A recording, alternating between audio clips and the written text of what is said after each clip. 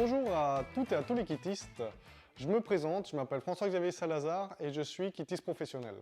Je serai là pour vous accompagner du début de votre projet jusqu'à la fin en réalisant exactement pareil que vous, étape par étape, l'installation de votre plomberie. Dans un premier temps, on fera l'installation de la plomberie, donc l'acheminement du tube d'eau froide sanitaire et de l'eau chaude sanitaire, puis par la suite les évacuations.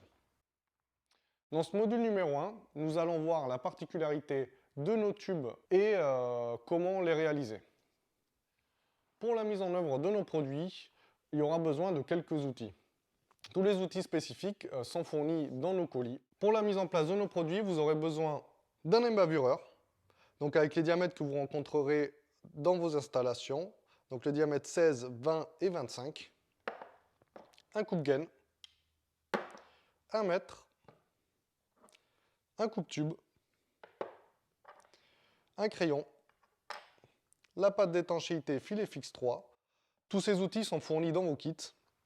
Et pour serrer des raccords à écrou tournant, des clés à molette, un chiffon et bien sûr ces produits que vous aurez l'occasion de rencontrer sur votre installation qui me servira à vous expliquer justement le raccordement de chaque produit. Nous allons commencer donc par le raccordement de nos produits FIT. Donc ça s'appelle une boîte à 90 et c'est ce qui servira à raccorder vos appareils sanitaires. Donc que ce soit l'évier, le lavabo, le lave-mains, la douche, etc. Donc là, je vais prendre une chute de tube en diamètre 16. Donc bien sûr, à chaque tutoriel, je vous dirai quel diamètre utiliser. Donc le tube, vous le recevrez sous cette forme-là. Donc c'est vraiment ce qu'on appelle dans le langage plombier, c'est une couronne. Et après, vous couperez bien sûr la longueur que vous aurez besoin pour accorder vos appareils sanitaires. Vous aurez les adaptateurs, donc les 3 diamètres, diamètre 25, diamètre 20 et diamètre 16, et l'outillage nécessaire. Donc on va commencer à couper le tube. Donc bien sûr, on aura mesuré la longueur qu'on souhaite. Bien sûr, je vous épaulerai sur chaque tutoriel pour vous aider au maximum à couper juste. On aura besoin de la pince coupe-tube.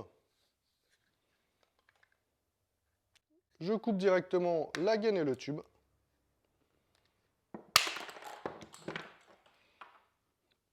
Et ça me donne ça. Une fois que j'ai coupé la gaine et le tube, je vais devoir couper la gaine. Donc ça s'appelle un coupe-gaine et ça évite d'abîmer le tube quand je coupe la gaine. Donc bien sûr, on coupera toujours à peu près 5 cm avant la coupe du tube, qui donne ça. Et je finirai par ébavurer mon tube. Alors, l'ébavureur, il sert à chanfreiner l'intérieur et l'extérieur du tube. Donc vous pouvez voir qu'ici, les limailles apparaissent. Alors, pourquoi chanfreiner l'intérieur et l'extérieur du tube? Tout simplement parce que quand j'enfoncerai mon tube dans l'adaptateur, je risque de couper un joint. Dans l'adaptateur à l'intérieur ici, il y a un joint torique, ce qu'on appelle, donc c'est un joint en caoutchouc qui permet de faire l'étanchéité entre le tube et le raccord.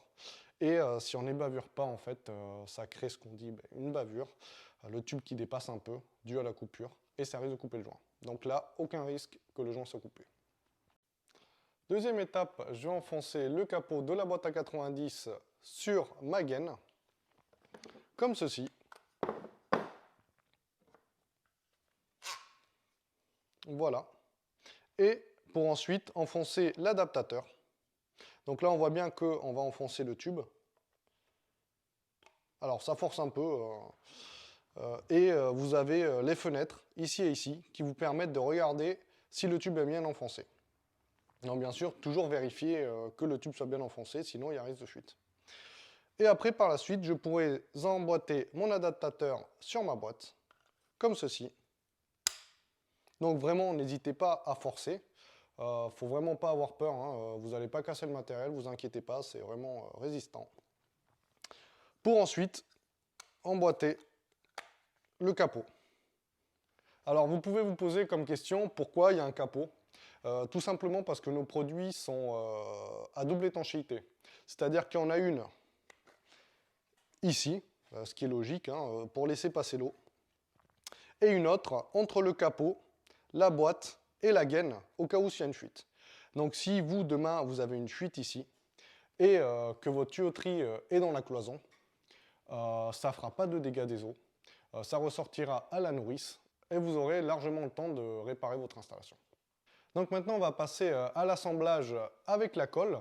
On se voit tout de suite avec une nourrice, quelques raccords, pour que je vous montre ça. A de suite. Nous voici devant quelques raccords que vous aurez l'occasion d'avoir sur votre installation. Donc une nourrice, je vous expliquerai après à quoi ça sert. Donc en gros, c'est un distributeur et un raccord.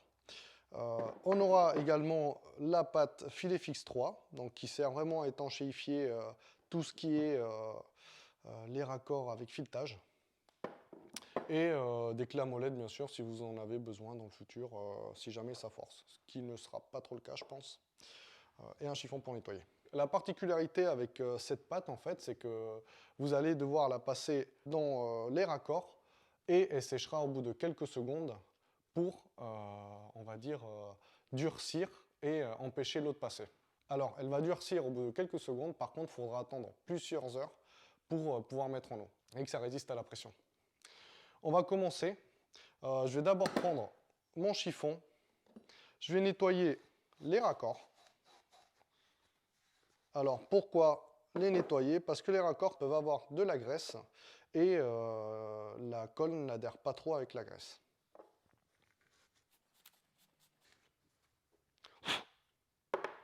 La deuxième étape sera de passer la colle. Donc là, je l'ai déjà découpé, mais attention, faudra le découper. La colle arrive avec le bouchon opaque. Je passe la colle. Alors, tout est dans le coup de main.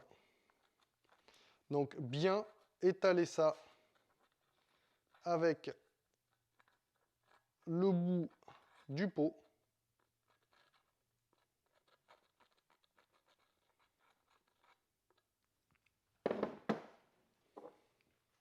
Et à l'intérieur. Alors, ce qu'il faut savoir, c'est que tant que les raccords ne sont pas vissés, ça ne séchera pas. Donc là, je peux rester autant de temps que je veux, la colle ne séchera pas. Par contre, je vais commencer à visser, et dès que c'est en contact, ça va mettre assez vite à sécher. Je visse. Donc comme je vous ai dit, on n'a vraiment pas besoin de clé. Donc n'hésitez pas vraiment à visser à fond. Voilà, donc là c'est vissé. On voit la colle qui dépasse un peu. Donc si je veux vraiment que ça soit propre, je peux passer un coup de chiffon.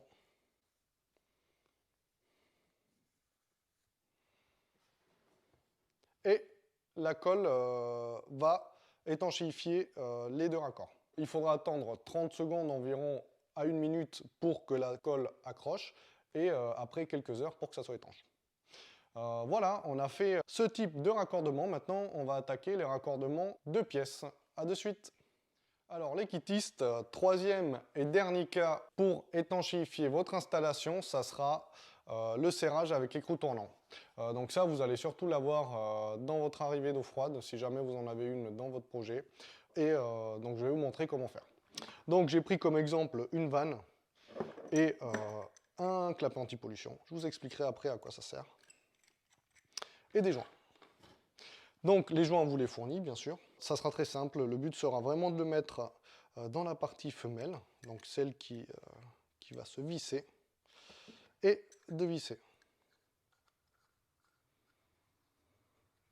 Donc là, j'ai serré à la main, mais c'est pas assez fort. Donc je vais devoir prendre les clés à molette.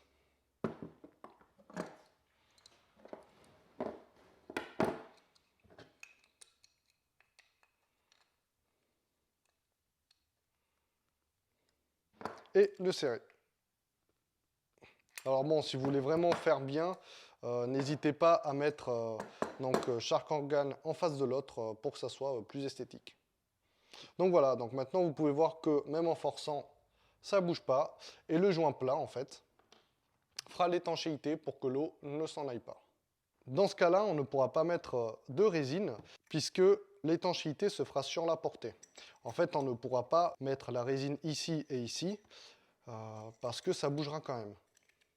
Donc, ce qu'il faut, c'est vraiment que ces deux parties-là soient en contact avec le joint et que ça presse. Donc là, vous pouvez voir que plus je vais appuyer, et moins l'eau pourra sortir. Et ça sera l'écrou tournant qui aidera à faire ça. Voilà les kittistes, alors maintenant vous connaissez la base pour installer nos produits.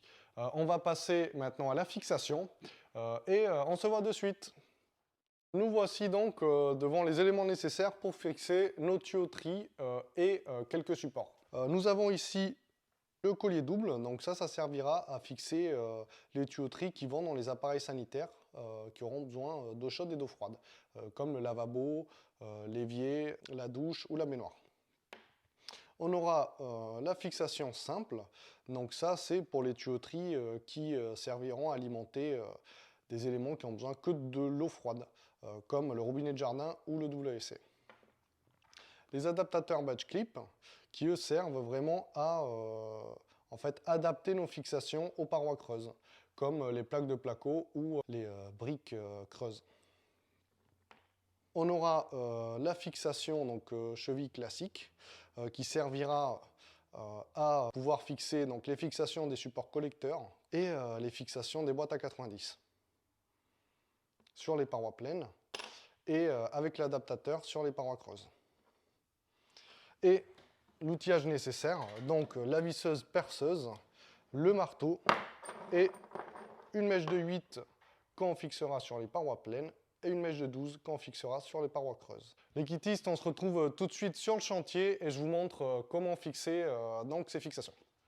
Nous voici devant les trois principaux types de supports auxquels on pourra se fixer. Donc là, devant moi, j'ai la cloison bois. Donc si jamais vous faites une maison en ossature bois, vous aurez ce type de cloison. Donc il vous faudra vous fixer dessus. On aura le béton. Donc là, j'ai représenté ça avec une dallette en béton.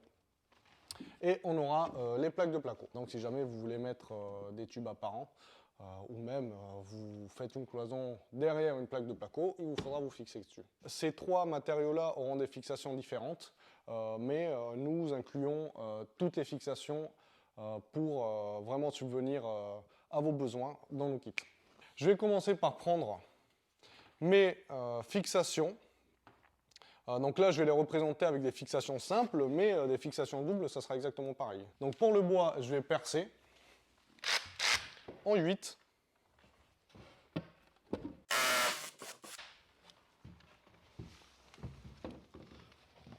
Là, je vais prendre mon tube, donc une chute de tube pour représenter le tube.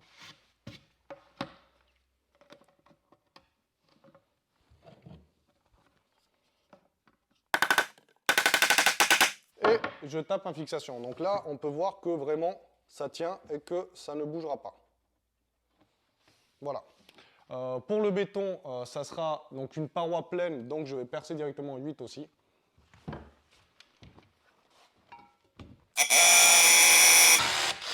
Je prends également mon tube.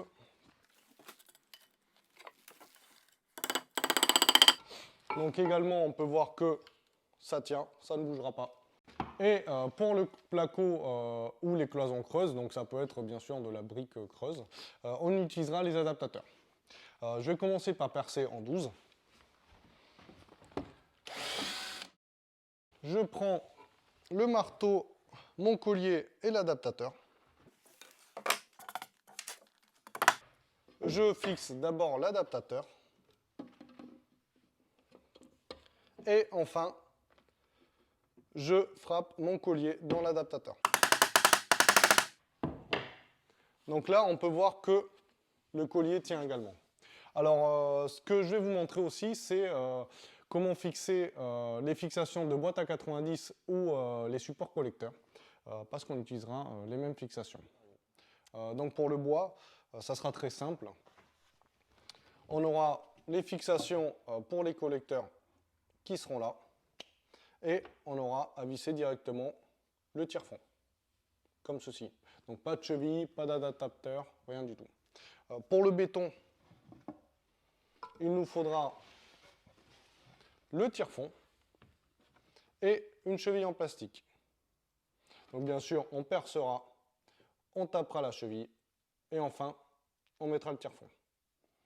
Pour les parois creuses, on devra donc fixer le tire-fond, toujours, mais d'abord percer et mettre l'adaptateur, puis la cheville, comme ceci, et enfin visser le tire-fond dessus.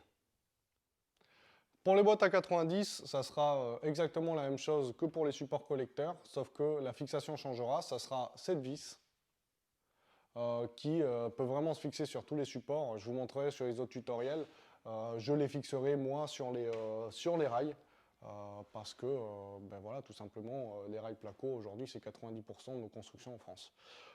Mais sur ce tutoriel, je vous présenterai du coup sur ces trois types de matériaux. Pour le bois, très simple, on aura directement à visser directement sur le bois, sans cheville ni support. Pour le béton, on y ajoutera la cheville en nylon. Donc on percera en 8, on tapera la cheville et on vissera directement sur la cheville. Et pour les parois creuses, on utilisera l'adaptateur, on percera en 12, on fixera l'adaptateur et on vissera la vis à l'adaptateur. Alors, on a vu la base de nos produits FIT, on vient de voir la base de nos fixations Ramfix. On peut dorénavant passer à l'installation de nos produits sur notre projet. À tout à l'heure les kiddies.